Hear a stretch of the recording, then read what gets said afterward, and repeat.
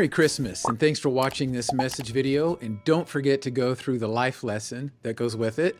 And don't forget that if you're not going to be able to make it on Christmas Eve Sunday with us, that there's a podcast of that message that goes along with this message video and the life lesson. Today we're continuing on in our series called My Testimony to You. But instead of hearing from somebody's testimony this Sunday, I'm going to talk about how God's testimony to us is seen throughout all kinds of things outside of the biblical story that should provide evidence to you and I, or to anybody, that Jesus is the real deal. For instance, when it comes to his birth, or when it comes to his life, and certainly when it comes to his death and resurrection, there is evidence of all of these things outside of the Bible. For instance, one of the most famous stories in the Bible of Jesus' birth is the one that Matthew told about when wise men came seeking him because they had been studying and understanding the stars, and so they came to Jerusalem looking for this newborn king of the Jews. And of course, Herod, who was the king at that time, was a little bit surprised and taken aback by all of this. And when they discovered through looking at the Bible, the Old Testament, that indeed Bethlehem was going to be the place where this child was to be born, Herod asked these wise men to report back to him after they found him. But God warned them not to do so. And then we're told this happened. Matthew 2:16 through 18. Herod was furious when he realized that the wise men had outwitted him. He sent soldiers to kill all the boys in and around Bethlehem who were 2 years old and under, based on the wise men's report of the star's first appearance. Herod's brutal action fulfilled what God had spoken through the prophet Jeremiah. A cry was heard in Ramah, weeping and great mourning. Rachel weeps for her children, refusing to be comforted, for they are dead. Now, some critics of the Bible have stated that there's no evidence of this atrocity ever taking place. But when you look at what the historians have written, they say that not only would King Herod have been capable of this type of atrocity, and that fits within his profile, but that he wouldn't have wanted anything like this on his record, so to speak. But what we do know about King Herod, according to history, is that he would go through a situation where he would hear of a rumor where somebody was after his throne, and then he would kill them first in order to protect his throne. Then he would go into a deep depression, followed by an expansive building project, and then he would hear of another rumor, and this whole cycle would start over and over and over again, to the point where modern-day psychologists, having studied King Herod, actually have diagnosed him as a paranoid schizophrenic and have stated that this atrocity would have been something that he more than likely did do, having heard of Jesus. But Herod wasn't the only one who obviously heard of Jesus. For instance, Thallus, Suetonius, Celsus, as well as Josephus are all examples of secular historians and philosophers who lived within 150 years of Jesus' life and specifically mention him in their writings. And if you were to read Josephus' writings, you would see that he not only testifies that Jesus is real and that those who worshiped him because they believed that he was the Messiah, but that James, Jesus' brother, was also killed for testifying or believing that Jesus was the Messiah. So make no mistake about it. Even though there's no evidence outside of the Bible that Mary technically gave a virgin birth, there is plenty of evidence that Mary did give birth to Jesus and to James, and even Josephus testifies that both of them died. And I want to proclaim that yes, Jesus did die, and the reason why is because, again, there are some critics who state that yes, even though Jesus was a real man, that more than likely what he did was he faked his death. But again, that's not what the Bible tells us. And again, there's evidence outside of the Bible that Jesus did indeed die. For instance, here's what we're told in the Bible. Mark 15:43 through 47. Joseph of Arimathea took a risk and went to Pilate and asked for Jesus' body. Joseph was an honored member of the High Council, and he was waiting for the kingdom of God to come. Pilate couldn't believe that Jesus was already dead, so he called for the Roman officer and asked if he had died yet. The officer confirmed that Jesus was dead, so Pilate told Joseph he could have the body. Joseph bought a long sheet of linen cloth. Then he took Jesus' body down from the cross, wrapped it in the cloth, and laid it in a tomb that had been carved out of the rock. Then he rolled a stone in front of the entrance. Mary Magdalene and Mary, the mother of Joseph, saw where Jesus' body was laid. So according to the Bible, a Roman officer confirms that Jesus is dead, and then Joseph of Arimathea takes the body and places it in a tomb in a cemetery that is outside the city walls of Jerusalem. That's what we know from the story of the Bible. Now, Eusebius, who was a historian at that time, actually states that the Roman Emperor Hadrian took and built over this same cemetery an entire platform and then erected on top of the platform a temple to honor Venus and Aphrodite. Now, later on, when Constantine, the emperor, who was the one emperor who became a Christian or a follower of Christ, intentionally went back, raised that entire temple, located where Joseph of Arimathea's tomb was at, where Jesus' body would have been laid, and that is where he built what is now known as the Church of the Holy Sepulchre over it, with a little glass window looking into where this tomb would have been. Now, a lot of different people have questioned over the years as to whether or not any of this information is accurate or true. And so, during one of the recent renovations that happened at the Church of the Holy Sepulchre, archaeologists were allowed to be able to get into and study a variety of different things within that whole entire tomb region to try to maybe identify whether or not some of these older stories of Eusebius or others were accurate or true. Now, here's what John McCrae, the lead archaeologist on that particular study, said. Although absolute proof of the location of Jesus' tomb remains beyond our reach, the archaeological and early literary evidence argues strongly for those who associate it with the Church of the Holy Sepulchre.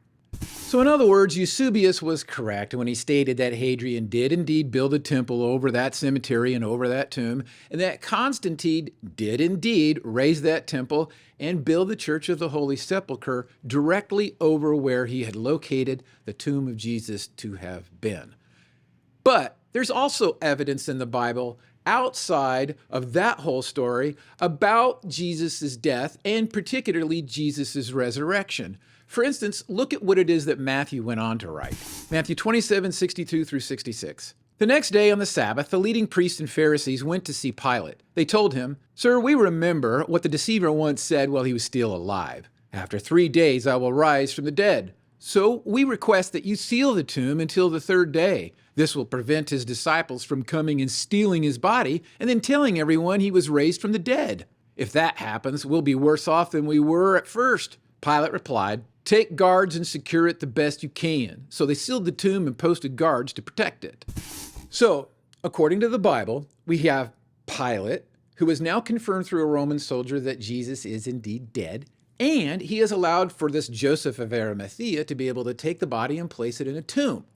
As well as we have on the biblical record that Pilate is aware of that Jesus is in the tomb, but that some people, his followers, perhaps might be coming and making an attempt to steal his body and then proclaim that he rose from the dead. So he orders that soldiers go and seal it and protect it so that none of this will happen. This is all on record. Now, we're not sure what happens next, but according to the biblical story, an angel of the Lord came down with such an amazing noise that it shook the earth with an earthquake, and he rolled the stone away at the precise time that Mary Magdalene and Mary of Bethany were coming to the tomb. Here's how Matthew describes this whole angel event and its impact on the guards and on the women. Matthew 28:3 through 7. His face shone like lightning, and his clothing was as white as snow. The guards shook with fear when they saw him, and they fell into a dead faint. Then the angel spoke to the women. "Don't be afraid," he said. "I know you were looking for Jesus who was crucified. He isn't here. He has risen from the dead, just as he said would happen. Come see where his body was lying. And now go, quickly, and tell his disciples that he has risen from the dead, and he is going ahead of you to Galilee. You will see him there. Remember what I have told you." I love the fact that these Jewish women didn't faint when seeing this angel and experiencing this whole thing, but that these burly Roman soldiers did. Now, after these burly Roman soldiers awakened from their fainting stupor, I promise you, they did not tell their Roman superiors what exactly had happened. And the reason why I say that is because the biblical story tells us what happened next. Matthew 28:12-15. A meeting with the elders was called, and they decided to give the soldiers a large bribe. They told the soldiers, "You must say Jesus' disciples came during the night while they were sleeping, and they stole his body. If the governor hears about it, we'll stand up for you so you won't get in trouble." So the guards accepted the bribe and said what they were told to say. Their story spread widely among the Jews, and they still tell it today. So, according to Matthew, while all of Jesus' followers are running around proclaiming that his resurrection from the dead is the real deal, there's a counter story that is going on by these guards and elders as collaborators that Jesus' body was actually stolen from the tomb by his followers, which means everyone from Pontius Pilate to Caesar himself must have heard two stories about Jesus. The most troubling story was that Jesus was alive, and the most believable story was that his body was stolen. Which leads me to the second reason why I believe these soldiers told their superiors this crazy, wild lie.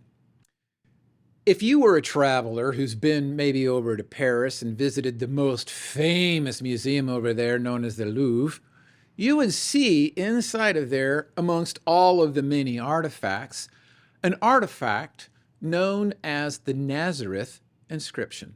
What it is a very large marble slab that was found in, of all places, Nazareth, which, believe it or not, that's Jesus' hometown. And on this marble slab is the threat written from a Caesar. And of all people that it's written to, it's to Jews. And what it is a threat not for robbing graves, which was a fairly common practice at that point in time to steal valuables from them, but a threat for robbing a grave and stealing bodies. Here's in essence what that inscription says. "It is my decision concerning graves and tombs. Whoever has made them for the religious observances of parents or children or household members, that these remain undisturbed forever. But if anyone legally charges that another person has destroyed or has in any manner extracted those who have been buried, or has moved with wicked intent those who have been buried to other places, committing a crime against them, or has moved sepulchre sealing stones, against such a person, I order that a judicial tribunal be created, just as is done concerning the gods and human religious observances. Even more so will it be obligatory to treat with honor those who have been entombed. You are absolutely not to allow anyone to move those who have been entombed. But if someone does, I wish that violator to suffer capital punishment under the title of tombbreaker." Unfortunately, for a lot of those Bible critics, this Nazareth stone or Nazareth inscription has created a lot of problems for them.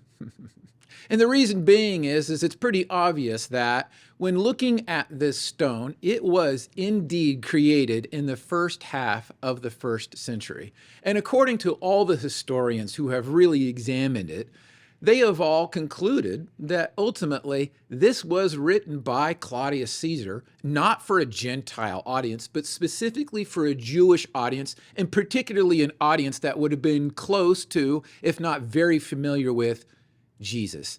In fact, look at what one of the most renowned historians says about this inscription. "The context of the Nazareth inscription clearly proves that it was written for the Jews and not Gentiles, and that it was almost certainly issued by Claudius in response to the story of the resurrection of Jesus of Nazareth, King of the Jews." So there you have it, my friends. There's some Christmas evidence from God to us outside of the Bible that should serve as indeed evidence that Jesus is the real deal, that he really did live, that he really did die, and he really did rise from the dead. And as a result, you and I can trust that he really is the Son of God, place our faith and our trust in him to be the one person who can forgive us of our sins, and then follow him in whatever it is that he is asking us to do with our lives.